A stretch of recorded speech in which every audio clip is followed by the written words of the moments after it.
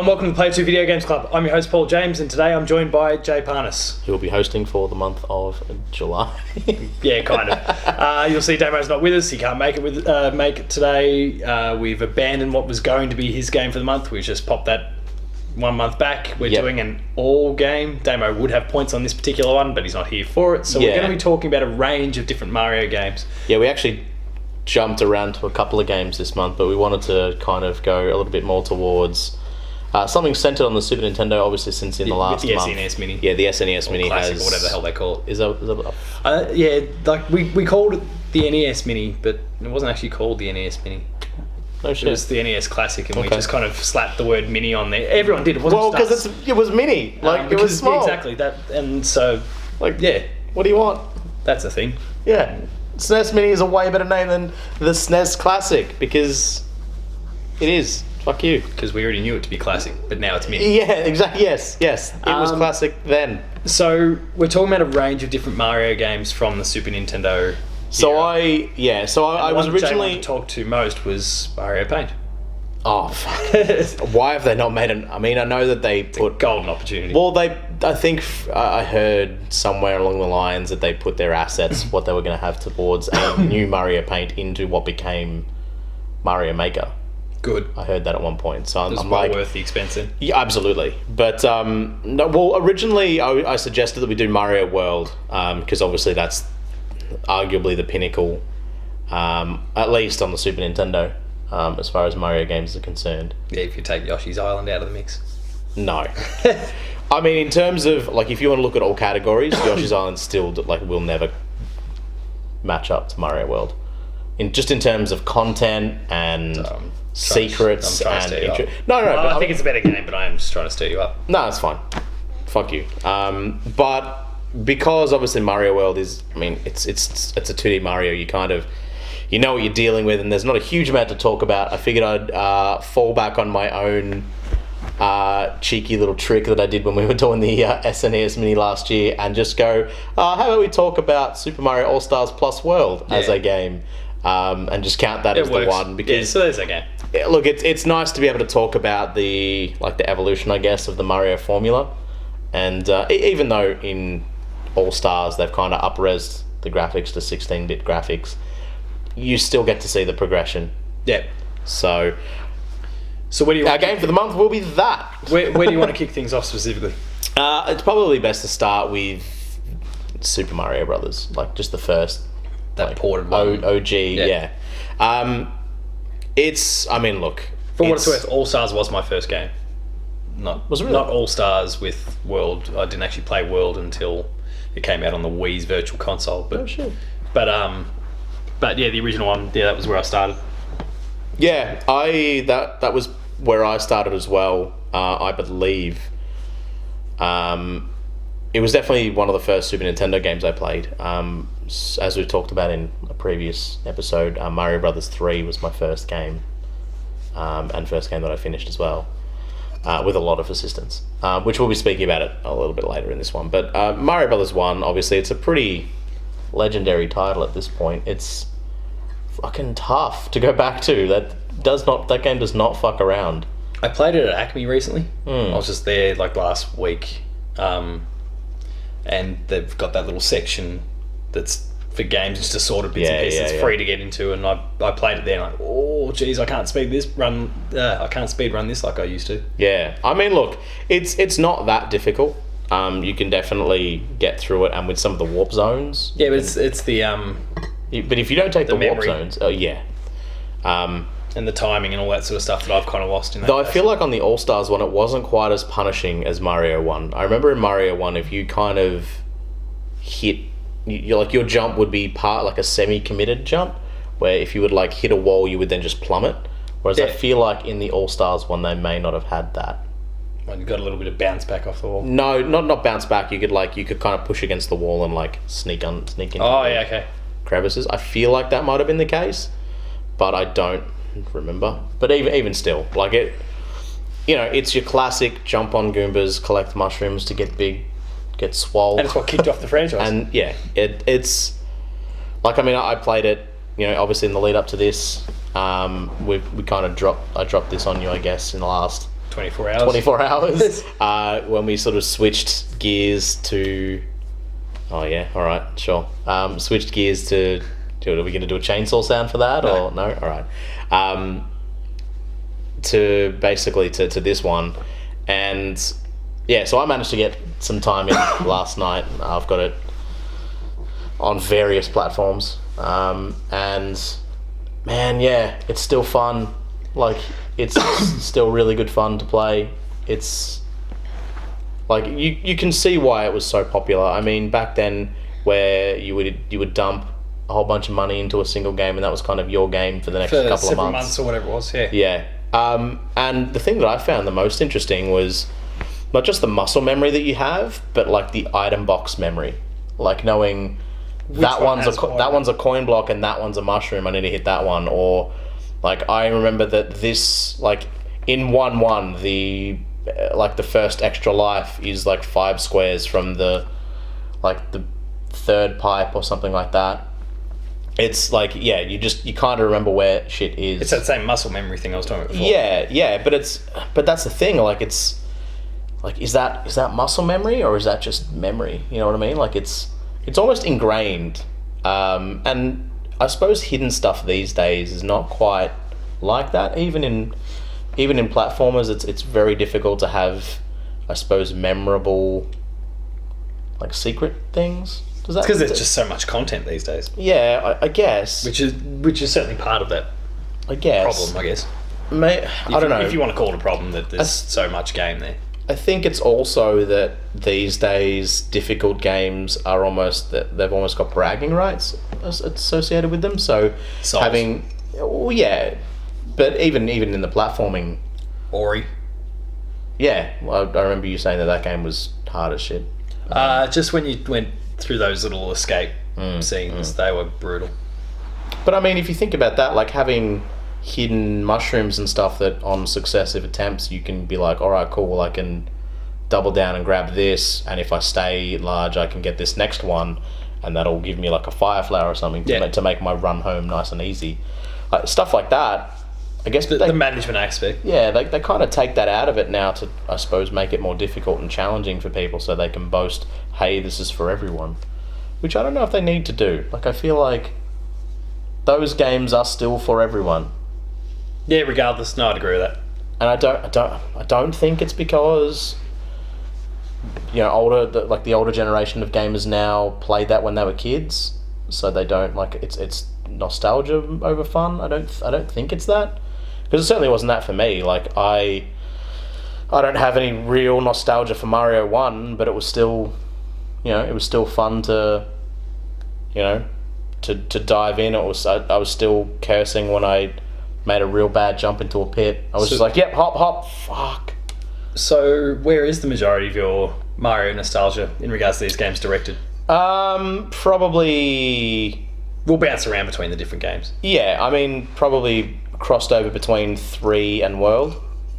Which one do you want to start with?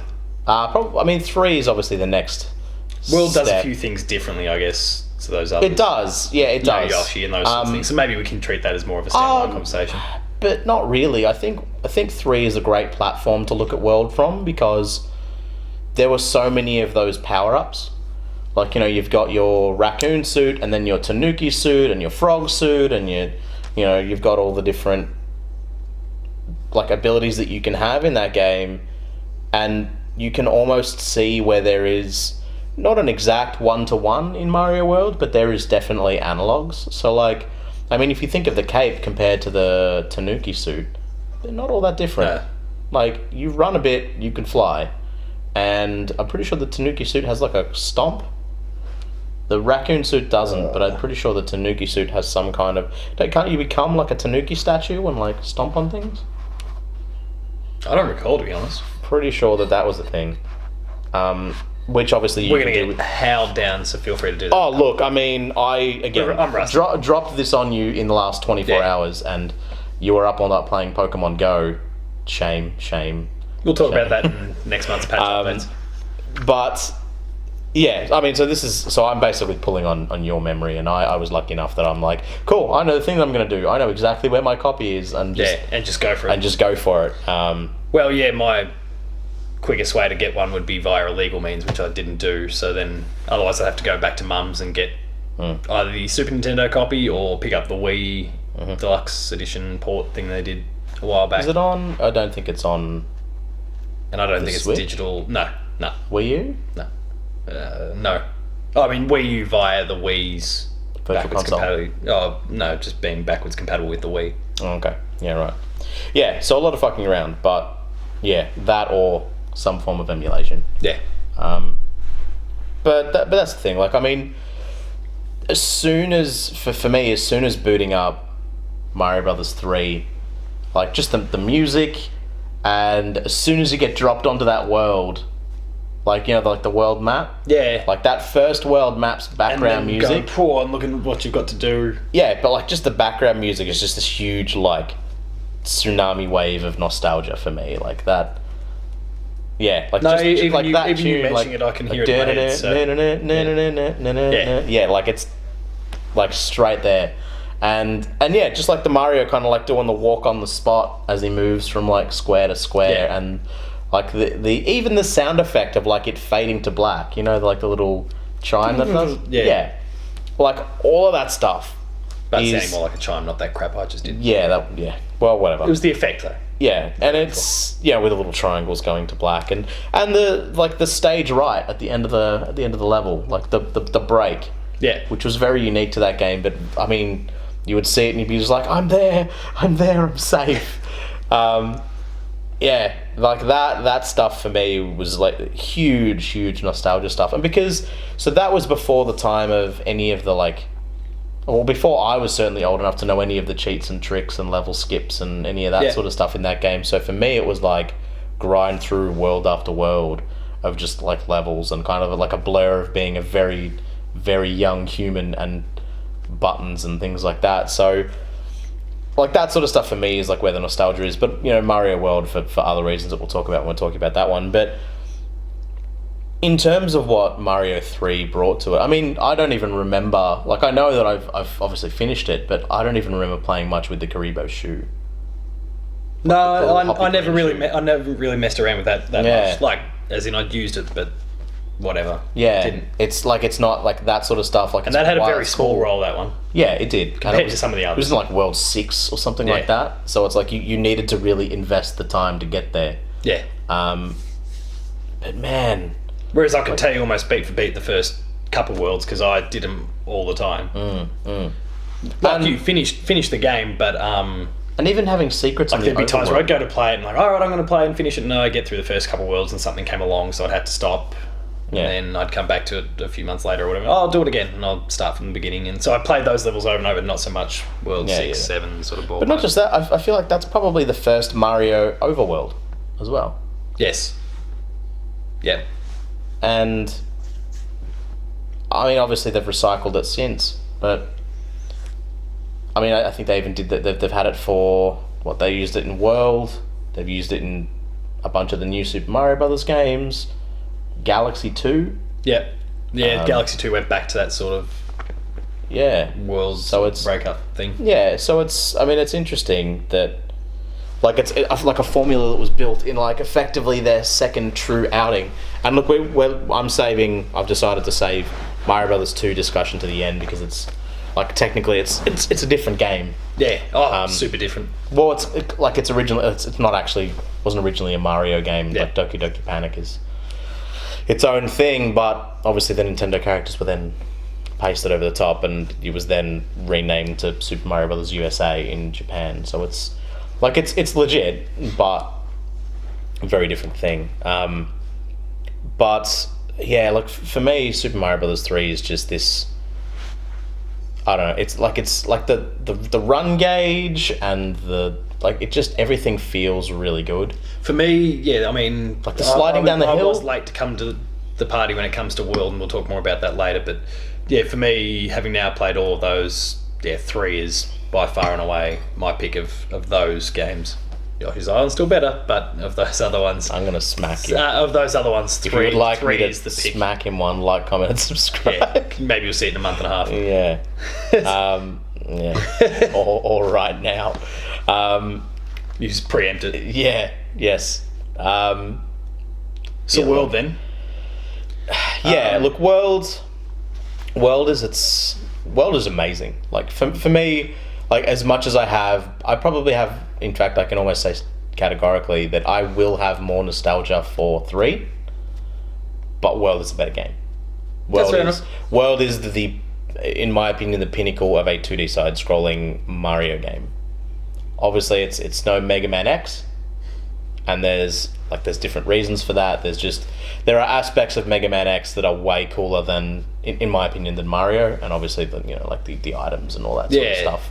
Where with Mario, it's like the upgrades they go away as soon as you take a hit, and then you got to try and find them again, it's a different thing, right? But like sense. For your character action platformer, like subtracting like a Mega Man or even like a Castlevania or something like that, Mario World is the pinnacle. It has so much content, so many levels, so many interesting mechanics, like interesting power-ups. Like the bonus levels didn't suck. Like the bonus levels in Mario 3 are rough.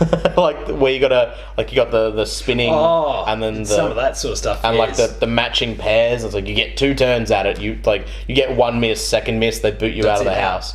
It's like it's rough. Very easy to do if you're emulating because you can like save state. Yeah, which I mean I guess you can kind of do on virtual console games now. But yes. Back then, in terms of how it was intended, yeah. Whereas in like Mario World, you had that like row and row and row and row of like the 3 blocks where you pick one and it might be the cross, which will knock them all out, or if you got to get the circle, like the 3 circles, and it will give you an extra life. And there was like 5 of them in a row you had to crack at. And just stuff where like you had. Like the cape, which was a super versatile ability. Not to mention they added the tornado jump for the first time to Mario. That's something I distinctly remember from it. Yeah, and you were able to break blocks with it from the top, and you could kill enemies that required more than 1 jump hit. You could kill them with the 1 stomp. You then had like obviously when you had the fire flower, you could shoot projectiles on both sides when you tornado jumped. You could. It opened up a lot of possibilities to how you want to play the game, how you want to approach tight constraints, and sudden little wave of enemies. You find yourself a little bit overwhelmed because the tornado jump, with the cape is literally the raccoon tail. It's the same. Yeah, you'll get up a certain distance and then you'll come down, start to glide down or whatever. Yeah, whereas then you could do your like floaty you're flying with the cape. There's that, but. Yeah, the tornado spin with that was literally the same. Like, that was the 1-to-1 that you had. So, like, there was a lot of what was interesting about 3 in World.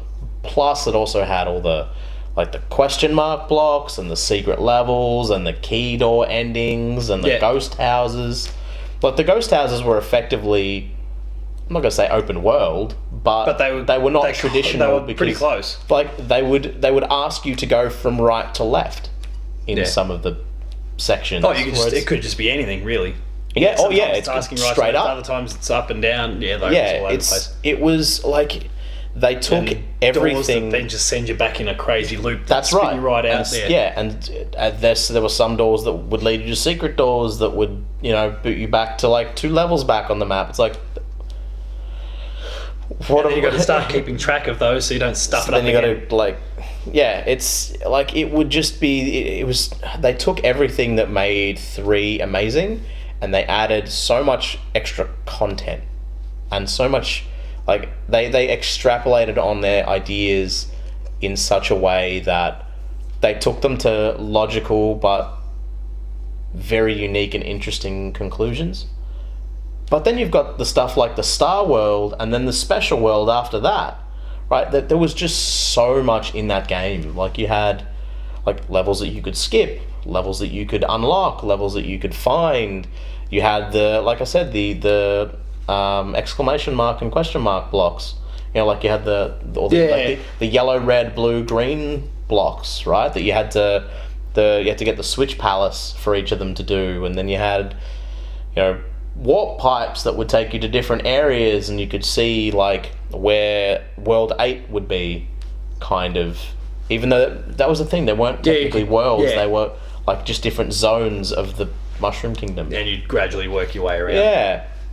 Or like whatever path kind of suited you. It was just like, for me, Mario World just feels like this massive adventure, whereas a lot of the other games kind of feel like they are very game-esque, if that makes sense. Like, while 3 has the overworld, because they're so like, they are distinct levels.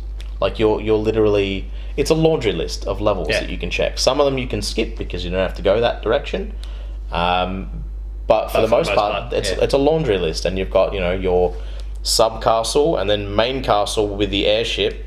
Check, get the magic wand, move on, and then it's just like it wraps over, and they start to get bigger and more intricate, and there are some secrets in there. But for the most part, they feel like distinct levels, because in Mario World, it's this trail that you're leading, and sometimes it splinters off, and you can find secret. Like there's a secret room a couple of times where you go in there and it will literally just be a one screen level filled with item boxes where you can get the different power-ups, like mushrooms and feathers and you get what you get. Fire flowers, and because you can have the sub fire flower as well. You can have one, or not sub fire flower, like sub item that you could bring down with select. Do you remember that? Oh yeah, the little just sitting in the box up the top. Yeah, you can have one in reserve.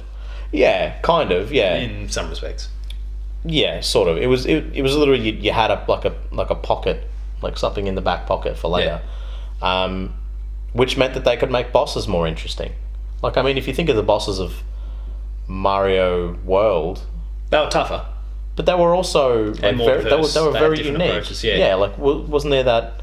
What was the name of that Triceratops one? That was. No, I'm not going to be able to give you the name. Yeah. But I do recall what you're talking about. But yeah, I wouldn't be able to give you a name. And then, of course, that leads us to old mate Yoshi. Yeah, the inclusion of Yoshi. Yeah, that changed things up a lot. And no, I won't start some big rant about Yoshi's Island, but yeah.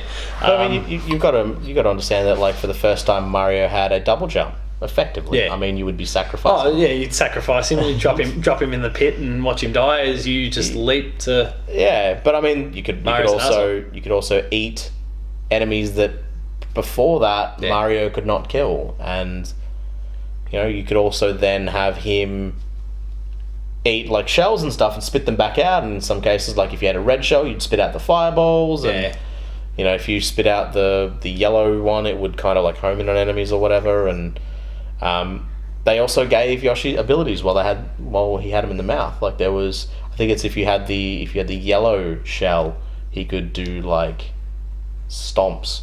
And the blue one, he could fly. I didn't really mess around with Yoshi all that much in there. I don't know, like, and again, this is what, like I said before, this is one I played way down the track. But I didn't mess around with Yoshi nearly as much as there is some serious shit in that game. I think there's a few of those things that you rattled off, and I'm like, I didn't do that. There are baby Yoshis in Mario World.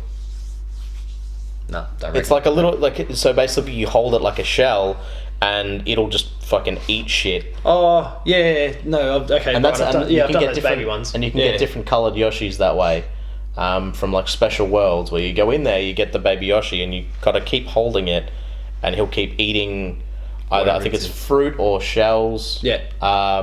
And then he'll basically almost evolve into like a full. At which point you can jump on and off. Yeah, you can jump on and get going, and I think the different colours had different effects. Where like one of them would like intrinsically have wings or something like that. Even just for holding a green shell, you could fly. It's like there was just so much stuff in that game. Like thinking back on it now, it's crazy. Like if just looking at the map even just brings a level of just interest. Yeah, but it's also this like a sense of adventure. Like I obviously know where the adventure goes, but they've also got little story cutscenes once you beat the bosses, and they were hilarious for me as a kid. Like watching Mario come out of the little castle and then every time he destroys one of the castles, he destroys it in a different way. Like there's one where he does like sick drop kicks to it to destroy it. Really? Yeah, I don't remember that. Yeah, there's another one where he uses like a TNT plunger and it fires off like a rocket. And that one I remember. And it hits a mountain in the background, and then from that point onwards, that mountain has like a cross Giant band, dividend. like a cross band-aid over its head for the rest of that. Okay. Yeah, just like dumb shit like that. It was just great. Like there's just so much in there, you know. And there's subtle things, but Of course, yeah, but like I said before, they're logical extensions of stuff that they already had, but they're taken to such a new level that, you know, I mean, like they had, I don't know the order of release, but they, I would assume, put out All Stars before World, because yes, because then there's an All Stars with World. With World. I'll double check. So it's not like they hadn't had experience in building a 16-bit Mario, but it even looks like the look of it has so much more detail, and like the animation is smooth, and like you can see the like facial expressions of things. Like you can see that when you like bop a Koopa out of his shell, he kind of flips out and he like runs to try and jump into it and stuff like that. Just to be clear on that one, so Super Mario Brothers 85, Lost Levels 86, Super Mario Brothers 2 88, and 3 88, Super Mario Land, which was the Game Boy one, 89. Oh yeah, and then 1990 was Super Mario World. All Stars came in 1993. Oh really? It was after the fact. So it was after. Well, there you go. I certainly didn't get to play World in All Stars though. That might have been a bundle later on in the life. Yeah, potentially. Well, even still. Okay, colour me wrong. Retract those previous sentences. But, I mean, that's not a very long turnaround. That's a couple of years each. Well, they knocked out 2 and 3 in the same year. Well, I mean, they already had two. Yeah, I suppose, from yeah. They just Japanese reskinned one. it. Yeah. But then I mean, if you think about it, when did you say 3 came out? 88. 88, and then World was 90. 90, 91? Or 90 and 91, yeah. Where'd it go? Sorry, I'm sure this Where is did it very go? exciting to watch. Oh, I'm in the wrong bloody... yeah, 90 was World. 88 was... 1990? 1990, yeah. Man, 2 years. Yeah, and they did land in the middle there. And then, So- yeah, you're right. But not to mention that they would have been using a complete... Like, that would have been 3 for the NES, right? Yeah. And that was World for the Super Nintendo. So they built an entirely new game engine, effectively, in 2 years, and put that out. It's crazy. It's what made Nintendo so good back in the day. That sort of... But it's also the imagination. I mean, like, all of the different crazy... Like, because in World, like, you've got the round... What were thought of back then as the Mario World equivalent of Goombas. The little round dudes. How when you jumped on them, you didn't, like, squash them flat. You knocked them over, you remember? And then you could pick them up and kick them like a shell. Like, that's... You know, it's different, and it's interesting, and it's taking your franchise and it's doing shit with it that it's like, well, this is... Like, all of those things are risks. Like, any new ability that they give Mario... Could break it in some way. Could break it, could make people be like, all right, that frog suit, you were pushing it, tag out now. Yeah. You know what I mean? Like, giving him a magic cape. Like, that's when you start to think to yourself, well, okay, well, what next? You know? Like, does he get a mega mushroom? Oh, wait, they did that. Yeah. But you see what I mean? Like, yeah, it opens up the possibilities for what could come after. They made smart decisions in a lot of the things that they developed. You know what I mean? Like all of the things that they've put into those games. And that's why, consequently, when it comes to things like the new Super Mario Brothers, I'm super tag out, because it's just Mario 1 again. Like, there's and they throw in a new suit that you get in a couple levels, and that's it. And they're timed. Gimmicky, and they're usually timed. It's like, oh, cool, you've got the ice flower for a little bit now, and then that's gone forever. Like, it's crazy. And they are pretty gimmicky in that case. They don't have much bearing on anything either. Like, you could totally do it without it. Whereas if you think about the cape in Mario World, like, you can skip entire levels just by having that thing. Yeah. And you just get to keep it until you fuck up and get hit. Like, it's great. Like, it's just really, they're really interesting. So let's go back to Mario 2. All right. The one we've kind of we've intentionally kind of avoided it for the most part so far. Well, yeah. Just because those others are so similar in so many ways. Yeah, there's points of difference, but and then there's... They were developed as Mario games from the ground up. Just that thing about their twos, you've got Zelda 2 and what happened there, and... Yeah, and I know, like you explained that point about what happened with Mario 2, but... Yeah. But, I don't know. But I mean... Did quirky stuff with the second game of the franchise. It's interesting, like, because if you think of Mario's history, originally Donkey Kong was supposed to be a Popeye game that they lost the license to. Oh, okay. So it's interesting that, like, reskinned with a giant gorilla. Yeah, that was supposed to be Bluto, and Pauline was supposed to be Olive Oil, and then Mario was obviously Popeye. So it's interesting that, like, the very first, or one of the very first incarnations of a Mario game came from something that was completely different. Yeah. That Mario 2 was also that, and it was a strange, weird, almost acid trip of a game for what they could put out on the NES, and people took to it. Like, it's and not to mention it's provided, like, a lot of the differentiation between characters. Like, if you think of the difference between Mario and Luigi, that's where the whole...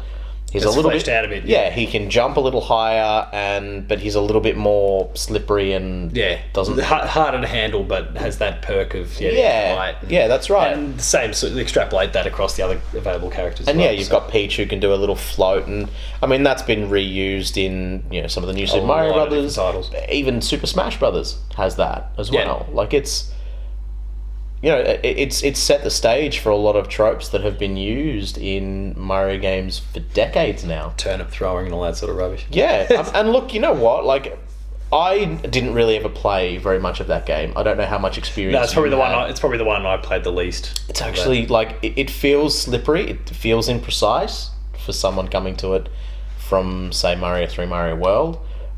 But once you get into it, it's a real, like, interesting exploration. Like, the levels are really, because there's no time limit, there's no anything really, you just go for it. And, like, you have a health bar effectively. I mean, you've got, like, your 2 little health pips, which you can extend. Like, the mushrooms in that game actually give you more hearts, but to find them you have to, like, pull the weed out of the ground that happens to have the magic potion thing.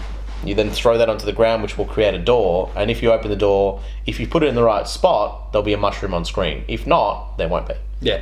Right? And you can't then reuse that potion until you, like, move into a different zone and then come back, and then you can do it again. But they're in very specific spots, and, like, that's another one of those sort of things where it's like, oh, I know that between this grass and this grass, if I drop the door here, there'll be a mushroom. There'll be something on the other side. Yeah, and at the end of every level, like, once you're in those, like, they're kind of like anti-worlds where the world is flipped. If you pull up grass, you'll actually get coins. Yeah. Which at the end of every level you can basically play a slot machine. And I was messing around with it last night. And if you get 777, it'll straight up throw 10 lives at you. Yeah. Just for 1 coin, and you can walk away with a level 5 or 6 coins. So you can really... It doesn't necessarily take long to rack up those lives. Yeah. By extension, those lives, and go from there. Not to mention with a health bar, like... Yeah. Yeah, it's a really interesting game. Like, I mean, that's where the Shy Guy come from. Yeah. Like, Birdo, that's right. Birdo was pre-Yoshi by, like, almost half a decade. Yeah. Mario 2 would you say it was 80? Yeah, but 2 and 3 came out the same year though, 88. Oh, was it? And okay. 3 has Yoshi in it. Well, fuck it, 2 years then. Yeah. Sorry, your world has 2 years, I should say. Yeah, not. Yeah. But yeah, either way, preceded Yoshi, and yet no one cares about Birdo for the most part. Yeah, no one even knows Birdo's gender. It's a weird thing. Topical. Fuck. So, all right, yeah, sure. Moving on from that, and we're not going to dive too long into like your new Super Mario Brothers and those sorts of games because they are inferior. They are, but where do we see kind of the influence of those games impacting either other Mario games that have already been released since, or even just where do we see that influence in other games that are out there these days, non-Mario games, not necessarily Nintendo games? For me, I would say that's the sad part. I don't see the influence of Mario World or Mario 3 in most of their games. Other than the Overworld, I don't really see them much at all. Like, I only see the influence of one. I certainly haven't seen the influence. Like, where's new Super Mario Brothers 2? And you know, by that I mean, like, more turnip throwing. Yeah. Like, why not make another? Not that why not do that? Trashy one on the DS with millions of coins. Yeah. Yeah. So when I say new Super Mario Bros. 2, I mean a new version of Super Mario 2. Yeah, exactly. So where's that? Like, why not push that envelope in the same way that World pushed 3's envelope? Or why not push World's envelope in a new and interesting way? Like, why not? And you don't feel like you see any of that through any of the 3D games at all? So be that 64, Sunshine, Galaxy, and it's so those are different. 3D World, Land. 64, Sunshine, Galaxy, they're different. They don't. Well, they've got that 3D. They're 3D, obviously. That's they don't follow the same. You don't see any of those aspects creeping in at all. It's not that I don't see those aspects. It's that they were designed differently. They were not designed as Mario 2D platformers, because Mario 2D Mario has a health bar in 64 and Galaxy and Sunshine. He has a health bar that you refill with coins. If you had a health bar that you refill with coins in Super Mario World, you would never lose a life. Yeah. Unless you fell into a pit or lava, because there were coins everywhere. And that's the thing. Like, those games were a different kind of exploration, right? The 3D platformer and a 2D platformer. It's not a 3D platformer is not, get from the start to the finish. It's find the thing. Yeah, does that make sense? Or do the thing. Whereas in all of the 2D Mario games, it's get to the end. Even Mario 2 was still get to the end. Get to the end. Despite its quirks, it's still built on that same. It doesn't matter concept. how you get there, just whether it be Luigi super jumping up to this door that took you further on, or Peach floating over some of the obstacles, or Toad running really fast, or whatever. Or Mario just being Mario, just hanging out, being Nintendo. Mr. Nintendo. Yeah. Like, it was still get to the end. It was still at the end of the level, you will either get this orb or fight Birdo and get this orb and then walk through this giant hawk mouth. Yeah. And then that's it, next level. Whereas the 3D games, they're different. I feel like what they did with Mario 64 set the blueprint like Super Mario Brothers 1 did. Yeah. And that's what they needed to build on. And I think Sunshine built on that in interesting ways. I'm not an apologist for that game. I do agree that there are definitely aspects of that game that suck. But it's still a brilliant game. The movement in Sunshine, for me, was a logical extension in a lot of ways. I liked doing the Mario, double kick slides and some of the weirder shit in that game with Mario 64 that not many people do, just because I was a stupid kid compared to some of my peers, but just because I like the some of the attacks Mario can do. If you go back, if you just stand still, hold crouch, which is Z, and hit B, he'll do a breakdancing flare kick to hit people. You could never use that. There would never be a situation where you would need to use that. But you could. Shit, but you could. And they don't put dumb shit like that into their controls anymore because, I don't know, I guess they're trying to streamline everything. But I feel like Sunshine had some of that and Galaxy didn't, which, for me, that felt like a downgrade, even though it wasn't. It wasn't at all. And that's obviously very specifically me and my likes, because in Sunshine you can spray water and do a gut slide, like a faceplant slide. Yeah. And you'll just keep going. Like because you'll have the water you'll be hydroplaning along the ground for as long as you want. Jeez, I love sunshine. We're doing that 1 month. Yeah, just don't ask me to 100% it because some of those non-jetpack levels are no joke. But that's look. If I was going to see anything about, stuff that was reminiscent of some of those old Mario games, those levels where it was like you had a start point and an end point, and there would happen to be a star at that end point, but you had to fucking get there, and it was no joke. On the way it was no joke. That's probably the closest I would say. And look, Galaxy kind of had some of that, but you had weird objectives along the way based on gravity and stuff like that. So, look, the problem, and you've heard me complain about this for years, long before we've recorded any videos ever, that when they were deep in that zone of releasing new Super Mario Brothers games every couple of years, I'd had it. I'd had it with Nintendo for a long time, because the stuff that I grew up on was cool and interesting and innovative, and the innovation was gone. The new Super Mario Brothers wasn't just the innovation was gone; it was derivative. Like it was worse. Like it was worse off than some of those older games. Like if you have Mario Brothers 3 and Mario Brothers World as your baseline, which you do, like that's where you're building from, right? You're not just building from one. You should be building from what some people are calling the best game of all time, which is Mario Brothers World. And look, it's definitely in that conversation, for sure. Like you can argue against it. No, it's in that conversation. You can make an argument for it, for sure. Absolutely. Like it is a pure experience. Like for what that game is setting out to do, like I would argue that no game has like gotten even in the same ballpark as that. Yeah, that's fair. Like, it's hard to argue the point.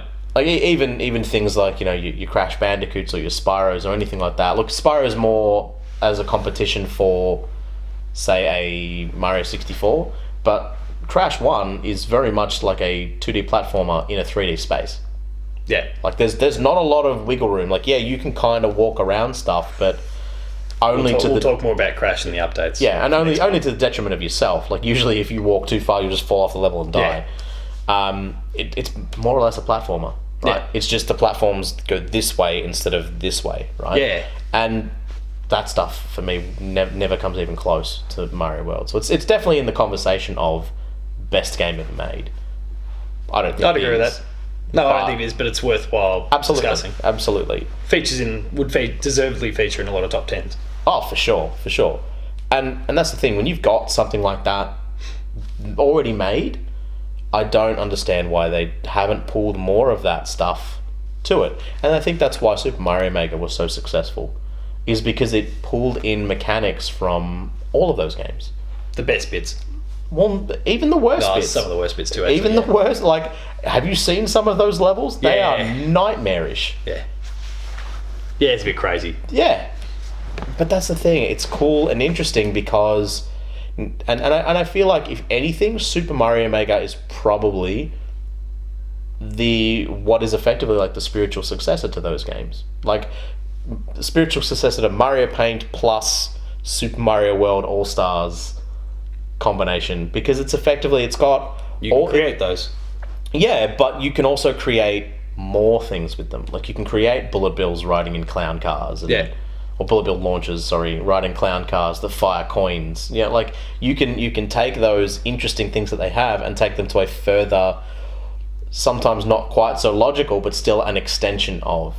And I feel like that's really cool and interesting, and I think that's probably the best use of that part of the Mario franchise ever. So you're saying that the next Mario game, well, I suppose beyond Odyssey, next 2D Mario?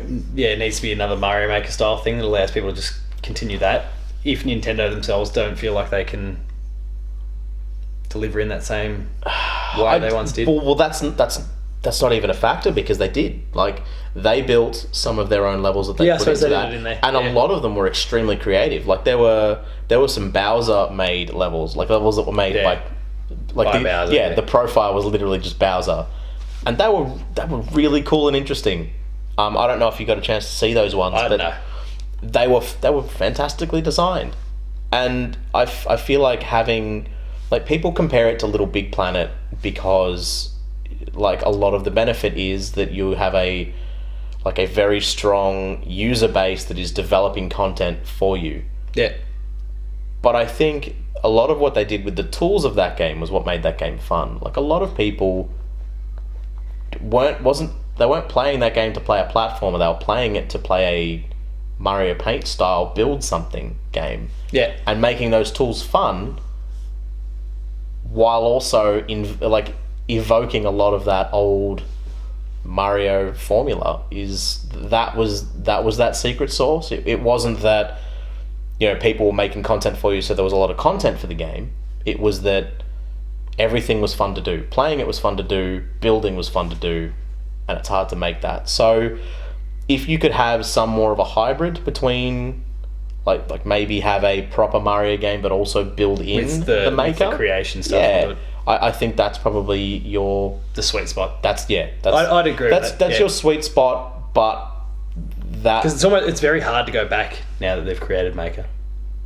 Like what they've done, like it's hard to go back. Oh no, but like in that 2D space, I think it'd be very hard for them to now go back to just this is the game, this is it. Removing that creation aspect. But I would also, because you could easily just go, all right, and here's now all the tools and things that we've just included in this game. Now add those to this suite that you've already. Yeah, it's like a multiplayer mode that just continues to expand essentially. So just to take a tangent for a moment, and this is somewhat relevant but also somewhat irrelevant. So deal with that. There was a WarioWare game a while back called WarioWare DIY. Yeah. And it was literally you were building the micro games from the WarioWare games. Yeah. It provided the in-game engine for you to fuck around with and set up effectively what would be code, but it was more just like interactions. So it was like, if I tap this, then something else will happen. Yeah. Like if I click on this thing, then you will win. Or if you tap on this thing, it will allow you to tap on this other thing, which will allow you to win. And you've got to do that in 5 seconds. Like that type of stuff. And literally every single pre-made level in that was created assets by Nintendo and were like reused. Like you could copy those assets into your levels, and all of the levels that they made were made using this creation tool. In the same way that in Mario Maker that was done. If they were to make that sweet spot that we've just talked about, you would have to go with the same approach. Yes, they would. But that's the thing. Like to be able to do, like if we're talking about a real sweet spot of it needs to be a real Mario experience with a real builder, the real Mario experience can't be lesser for it. It can't be a shorter experience. It has to be a full. Yeah, and that's just a full experience, 8 worlds, and then you've got that no joke. With it. Yeah. But you would also have to be able to build all those 8 worlds worth of levels in the creator. Yeah. If you can't, then it's even if they've decided to one way use a or the certain other. subset of those tools. Yeah. But like that's whatever right. These new ones are, and then all right, cool. Now take the new things and add them to the old things and go for your life and create whatever you want. Yeah. Or create a blank one and fucking go. And I think that's look. It is sad that the Miiverse stuff is now gone. So you'll never have the ability to be able to comment and provide assistance to people and be like, hey, this bit's real fucked up, try and do this. Or, hey, this is a decoy, or any of that sort of stuff. If they did another Maker, they'll find a way, be it a deluxe of the original or whatever, they'll find a way to get that sort of community discussion, sharing of ideas, collaboration aspect into it. I think they saw how well. Yeah, possibly. Anyway, look, that's for me. Like, I do actually think that Super Mario Maker is probably the next, like, that was the next step. That was like and they nailed it. That was the one up from Mario World. Anything in between, any of the like even though 3D Land and 3D World were extremely well received, for me personally, they're not the same. It's not the same thing. Like what you're going for there is not the same thing. And I think Mario Maker is where that has landed. But that's just my opinion. No, fair enough. I think that probably wraps it up, I think, for the most part, doesn't it? Yeah, we've covered off all those games, spoken about the future. I think we've kind of talked a whole lot. That's fine. Listened semi-intently. No, and kind of added my 2 cents when and where it's necessary. So that was the Player2 Video Games Club. Make sure to please like, share, and subscribe to the channel. You can catch up with weekly episodes of Patch. Go out and play the games as well if you haven't already done so. If you've not played the Mario All Stars assortment, not lived. Or if you've certainly not played Mario World, you haven't lived. Actually, you've been lying. You've been lied to. Yeah, you haven't actually played the best games available ever. Yeah, they're certainly up there for sure. And you get a chance via the Super Nintendo Classic that's coming. So yes, if not, do it through that. Yes, we will speak more about that, I guess. Yeah, at a later time. Yeah. So please make sure to... Yeah, I've got mine pre-ordered. Nice. Visit player2.net.au for all the awesome written content at the moment. We're in the middle of a month, or I suppose we're at the back end now of a month of awesome JRPG July content, so check all that out. Like I said, please like, share and subscribe to the channel. We can catch up with weekly episodes of Patched, or this at the end of each month, weekly episodes of The Insider, Player2 Plays, a whole bunch of different bits and pieces. There's a lot of original content starting to pop up, so check that out. Paul James P2 on Twitter, Player2AU on Twitter. Jay doesn't do the Twitters. But other than that, thank you very much for watching, and we'll see you later.